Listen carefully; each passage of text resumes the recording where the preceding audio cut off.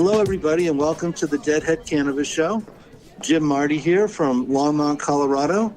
I've got my partner in crime, Larry Mishkin, on the line. It always makes me chuckle when you say that, but I'll accept it as it is. I think it's absolutely true. And I'm here in Evanston, Illinois on a lovely Sunday evening. Excited to talk about all things Deadhead and cannabis. What do we have on tap tonight, Jim? Well, we can start with the most recent experiences I've had here in Colorado. I went to Oysterhead last night, and I hadn't seen Primate or Oysterhead maybe in a dozen years or more. Maybe we were thinking Bonnaroo, 2006, 2007.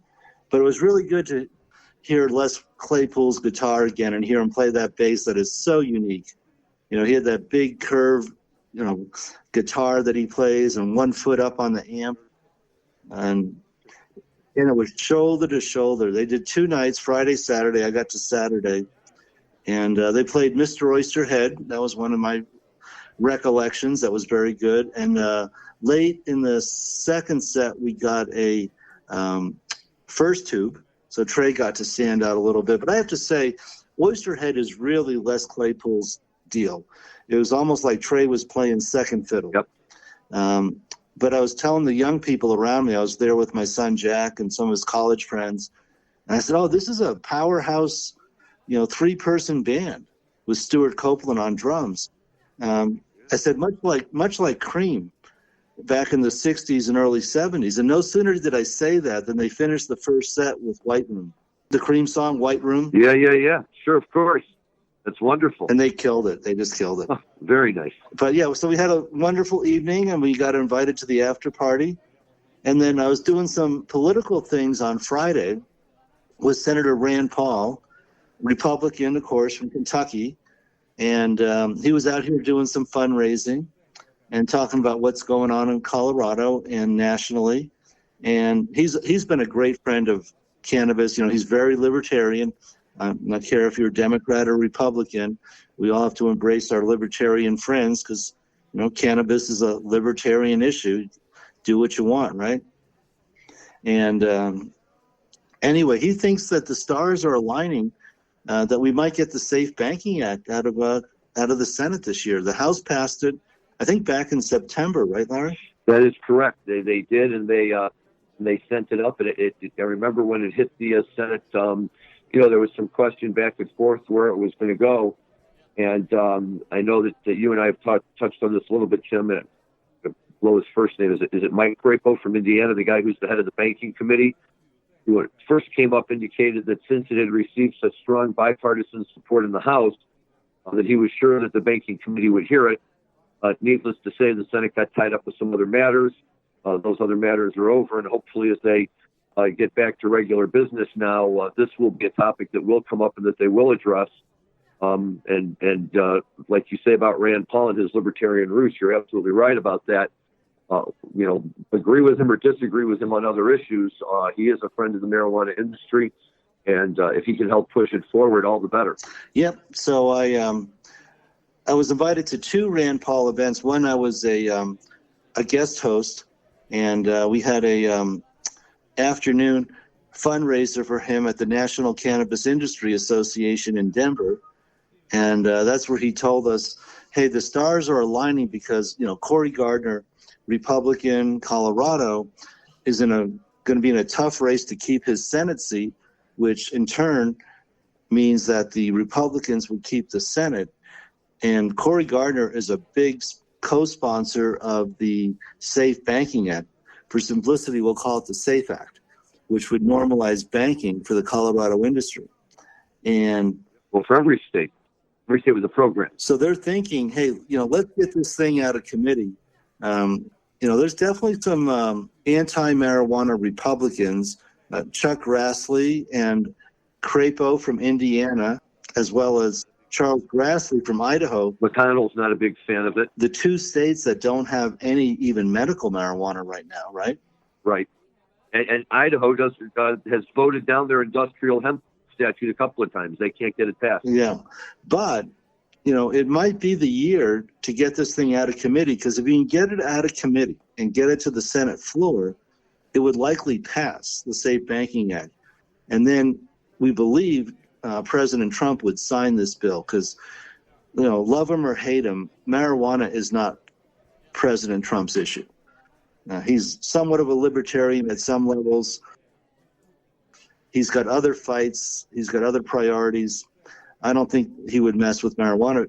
I'm saying that based on the 2018 Farm Bill that he signed that basically legalized hemp, took it off Schedule 1. Yeah, and I agree with that. And I think that at the end of the day, if he looks at it as a practical businessman, and Lord knows he's nothing if not a businessman, it's a win-win all the way around. It provides revenue for the local governments and for the state governments. It provides jobs. It provides all sorts of great benefits. And you're right, other than the fact that he had appointed Jeff Sessions as the Attorney General for a while, who's probably one of the most anti-marijuana people around. But on the other hand, Jeff Sessions didn't really do anything while he was in that position to jeopardize the industry. And I think that was more of an overall strategy. And Jim, you and I have talked about this before. You and I come from slightly different sides of the political spectrum, but we've always been able to find our common ground in the marijuana industry and what it means for us and what it means for everybody and what it means for the country. And it's always remarkable to me that even in these times that many people talk about as being as divisive as they've ever seen in the country over some really, really big issues that we've had to face lately, people have the ability to kind of push all that off to the side for a minute when it comes to cannabis, because I think people across both sides of the aisle see it as a winning issue. They see it as something that we should be going forward with and can be a benefit to the country. There are states that are Democratic and states that are Republican and states that are both, that are very, very strong in the cannabis industry, as you were just pointing out, Colorado with Plant Gardner. And it's really a win for everybody. And to me, it's a wonderful thing that, if this is the issue that can bring both sides together just a little bit more, who knows where we can go from there and whether, other bigger, more pressing problems can be solved as well. But I always feel good about that this seems to always go forward with bipartisan support. Yeah, it's not really a Republican or a Democratic issue, in my opinion. Right. And the real wild card in all this is the hemp and the CBD. As I've been saying, not everybody wants to have the get high marijuana, but in the course of your lifetime, everyone is going to deal with pain. And I meet little old ladies in their 70s who swear by their CBD for their MS or their aches and pains. And so I think we reached the tipping point in the last year or so with hemp and CBD, because it's basically the same plant. The only difference is the level of THC. I'm working with extractors here in Colorado, and they go for something called THC-free hemp oil that they can ship all over the world because it doesn't have any THC in it. It looks like a big jar of honey. Well, you're absolutely right about that, Jim. And at the Hoban Law Group, we've been preaching that for a long, long time as well. There's a huge side of hemp that's going to have an upside that's going to ultimately really dwarf marijuana. I certainly wouldn't turn down the opportunity to own a dispensary or cultivation center in the state of Illinois right now, as it breaks sales records week after week. Heading into this very successful adult use program that we've established. But I think that a lot of people in the industry looking down the road say to themselves, as you just did, there's only so many people that like to get high. There's only so many people that are looking for that, but everybody is looking for healthful benefits. And if you can get that from CBD and you can get it just as effectively from hemp as marijuana, that's a great thing for everybody. Right. And we haven't even touched on the industrial uses of the fiber for making clothing and cement, concrete. Well, everything. Car parts, GM, and some of the European companies have announced they're going to start testing programs with side body panels that are going to be manufactured out of hemp-generated plastic parts. And look, if industrial America buys into it on that level, there's no telling where it can stop. And what were we saying last show? That in the last year there was about 250,000 acres of hemp being grown in this country compared to 10 million acres of corn. But you start getting industrial America involved in this, and that number is going to change very, very quickly. Yes. Yeah. So We talked about what I've been doing politically as well as musically. What do you got going up there in Illinois, Larry? Well, we're, dab smack in the middle of the application period for cultivation, manufacturing, and transportation.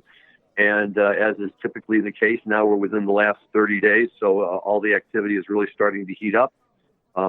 Certainly good for business, but long hours and a little bit stressful sometimes, as everybody is fighting to make sure that they're in complete compliance with the multitude of requirements that the state of Illinois has put forth.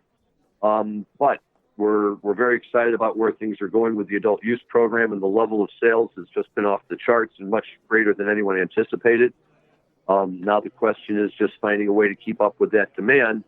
And there's even some hope that these applications for cultivation might be expedited at some point in order to get people out there growing even faster to see if they can keep up with it all. In the meantime, the Illinois Hemp program is doing remarkably well. I was at a meeting today for the Illinois chapter of the Hemp Industry Association, and the numbers that we're seeing in Illinois in terms of farmers who are going to be planting hemp crops this year is, hugely up from where it was last year. We're very excited about that. And, look, it seems to be a very good time in the cannabis industry. I'm no forecaster and can't tell you where prices will be at this time next year. But, certainly what we've seen up to this point is that there's been steady growth and not a whole lot of issue with product falling off in those places, especially where the new markets are being created. Very good, very good. Now, how much is an eighth up in Chicago? Okay, an eighth of an ounce at a medical dispensary is selling, on average for $60, and at an adult use dispensary for $80. Wow, that's very high. Yeah, it's expensive. Oh yeah, it is. But there's still a shortage of product, I'd say. Yeah, well, look, we've created a very restricted market in Illinois, and I'm sure that part of the reasoning behind that is to maintain a reasonable price for the industry and all of that. That does seem like a very high price, and I suspect that as times go forward, and you would know better than I, seeing how things have happened in Colorado, but like any other industry, you eventually reach an equilibrium, right, in terms of where the product can go and what people are willing to pay if they want to come to you instead of going to the black market. And, the hope is that in Illinois at some point in time here, we'll begin to reach that, and some of these adult use prices will become a little more manageable, because we certainly want to avoid, more or less the debacle that was created in California by slapping so much excise tax on it that they basically pushed people back into the black market. Yeah. And then you have the other extreme of Oklahoma, where they were turning around license applications in 2 weeks. And now they seem to have more dispensaries than they need for the medical program there. Right. And they show no signs of slowing down in terms of licenses that they're issuing, which is really amazing that, so many people, I guess the idea, the allure of having a marijuana license sometimes clouds people's business senses, because what I try to explain to people is, look, there's states you can go to and you can just get a license. You don't have to go through this process like you do in Illinois. But in those states, you better look around really carefully and make sure that there's a market that's big enough to, be able to successfully support one more cultivation center or one more dispensary. And a lot of these states, Oregon being a great example as well, you can go and open if you want, but the prices have become so depressed due to the huge supply that they have. It no longer becomes, the big profit center that everybody hopes it will be when they dive into the industry. Yes. As I've said many times on this podcast, there's a very narrow path to profitability in the marijuana industry. And that would also be true of hemp and extracted products with CBD and CBG. You can make a lot of money, but in my experience, it's the exception. The people who make a lot of money. Other people seem to make a lot of mistakes. Case in point, we were just talking about Oklahoma. Very difficult to make money in Oklahoma when there's more retail outlets than the medical patient list of patients would support. Right. Yep. That is a problem. I agree. So, look, we'll see. We're very excited here. It's a fun time for everyone in Illinois. I kind of feel like we're finally breaking into the big time in the marijuana industry after kind of suffering along for a while with our medical program. So we'll see where it goes, but it does appear to be moving in the right direction. We'll get these applications filed, and we'll get some more dispensaries and cultivation centers running out there. Okay. Well, we have a little bit more time left. The summer tours are looking very good and promising for Dead and Company and Fish. A lot of opportunities for people to see them all over the country. What are your plans, Larry? Well, the one thing that's disappointing for me, while we have Dead and Company again coming to Wrigley Field in July, and I have to tell you, even though I'm a Cardinals fan, and it's always hard to go into Wrigley Field, when the Dead are there, it's a great place, and it's about as much fun as you can have in this baseball stadium, dab smack in the middle of the north side of Chicago. And it's just fun from start to finish, and we really, really enjoy it when it's there. But Fish is not coming to the Chicago area this year, and I was really surprised to see that. And, they've kind of alternated on years, either playing all the way downtown on the lakefront at this big outdoor venue they have there, or up in Wisconsin at Alpine Valley. And this year we're not getting them anywhere. In fact, the closest they're going to come to Chicago is Deer Creek in Indianapolis. So a whole group of us are already making our plans to travel down there for a day. And I haven't been to Deer Creek since back when the Dead were, that was part of their regular tour. So it'll kind of be nice to go back there and see it again. But I was just a little surprised about that. Fish gets tremendous support in the Chicago area. And, we're hoping that it's just a precursor for a big stop on the fall tour, when maybe they'll come through for a few nights and kind of pay us back then. Right. Yeah, we got a lot of people lining up to head to the Gorge in Washington for the shows there, and then down to Lake Tahoe. Oh, wow. And then Fish will do, I think the end of the tour is one show at the LA Forum. Wow. That would be a lot of fun too. Look, there's just, in your part of the world out there's so many wonderful places to see shows, and beautiful natural venues where you can go and see them. And here it's typically some big shed pavilion out in the middle of a cornfield somewhere, which is fine, and I'm happy to see them anywhere. But if you go into Red Rocks or some of those other locations like the Gorge that you're mentioning, that just adds to the experience and makes it that much more fun, I think. So that'll be a lot of fun for you guys. But what I really like, Jim, is that, while all this kind of downtime, if you will, is going on, none of these guys are sitting still. You just saw Oysterhead, so Trey's out there, cranking around at full speed. Phil's 80th birthday is coming up, and he's got a bunch of shows that are planned, including a big show at Lock-In this summer, which is going to be in June instead of August out in Virginia. And Phil is going to be playing with his original quintet of Warren Haynes and Jimmy Herring and John Molo on drums, and Jimmy Baracco. I can't remember his name. Baracco, who plays the keyboard for them. Originally, I guess he was with the Zen. Rob Baracco, thank you. Yes, originally with the Zen Tricksters from way back in the day. And they're also going to have Joe Russo's Almost Dead playing, and the rumor is with John Mayer coming out playing with Joe Russo's Almost Dead. So that to me is a very tempting thought. So I think we're going to try and get out there and check out the Lock-In Festival as well. But meanwhile, our producer Dan Humiston was kind enough to send around a clip that he found that has Bob Weir recording a new version of Ramble on Rose with Wynonna Judd. Have you heard that yet, Jim?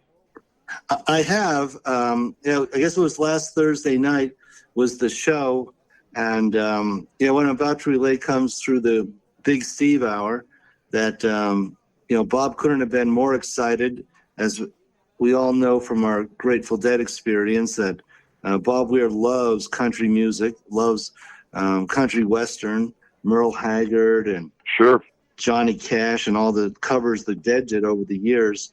And he was so excited to be able to play a full country set with Wynonna Judd. And it was very, very good. Very nice Ramble on Rose. And I saw a video clip. It looked like it was handheld from the audience, from the Fillmore in San Francisco.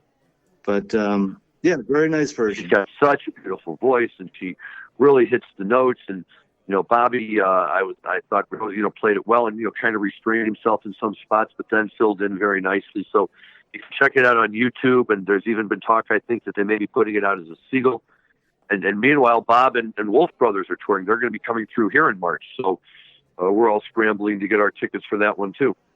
No, very good. And I think my next outing, we bought our airline tickets and hotel rooms for the first weekend of Jazz Fest with The Who and the Beach Boys. Oh, nice. I'll miss Dead and Company because that's the second weekend, and that just cuts it a little bit too close to our son's college graduation. But Dead and Company is starting their summer tour at 2 shows at Folsom, which are like, I believe the capacity is like around 50, 60,000. And it's kind of fun because... And that's practically your backyard. Yeah, 20 minutes from home. But what's fun about it is driving around Denver this week, the billboards are up for Dead and Company. I think it's July 9th and 10th. And then the sports channels on TV are running Dead and Company ads showing clips from last year's show. So they're really cool. Promoting these to try to get some sellouts. I think they've come close or maybe sold out 1 or 2, but it's hard to sell 60,000 in Colorado. That's a big show.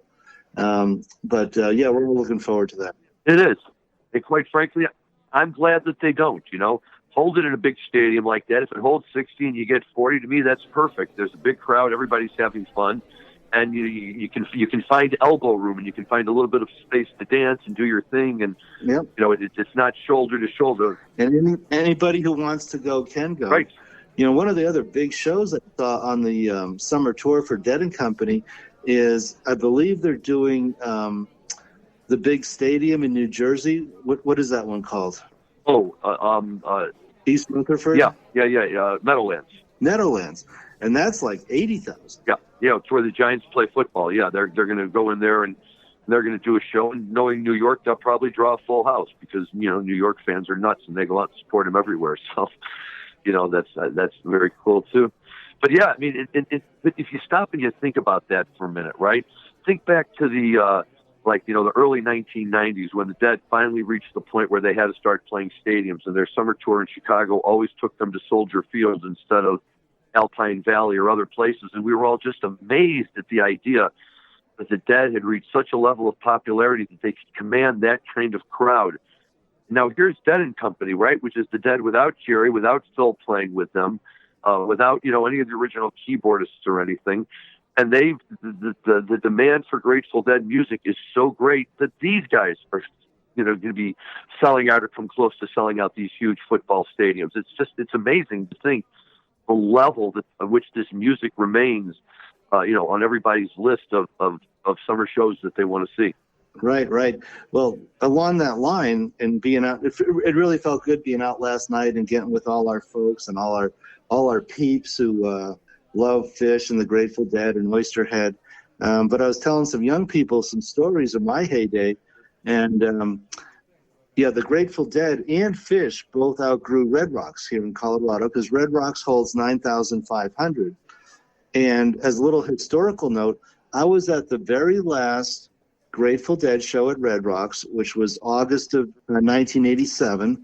And I was also at the very last Fish concert, which was in the summer of 1995 or 6, might have been 96, when they also outgrew Red Rocks. And on another show, I'll tell a couple of stories of why those bands got asked not to come back. Now, to fill in the blanks, Fish did get invited back for 4 shows at Red Rocks post-hiatus.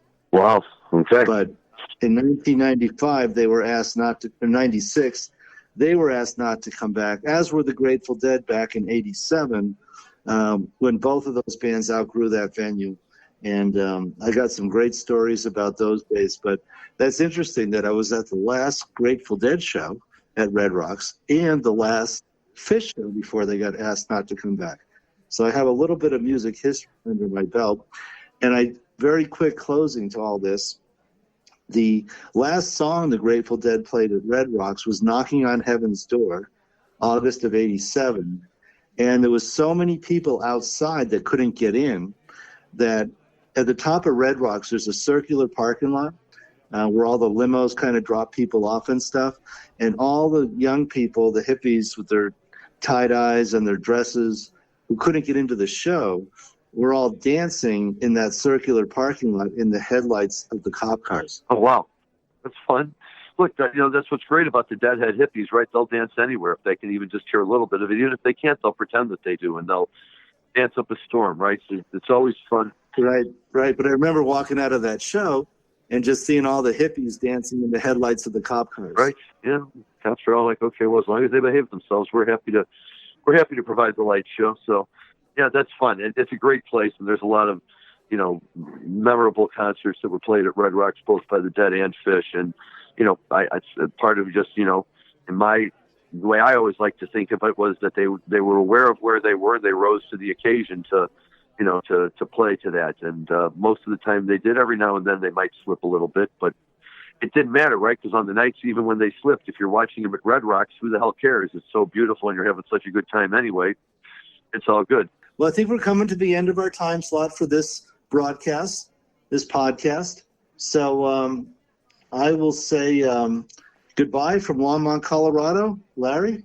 Yeah, absolutely, Jim. And my understanding, the next time you and I talk, you will be on the East Coast. Is that correct? Yes, I have my bag packed. I'm heading to the National Cannabis Industry Association cannabis event in Massachusetts, and I'll be seeing some clients in Massachusetts.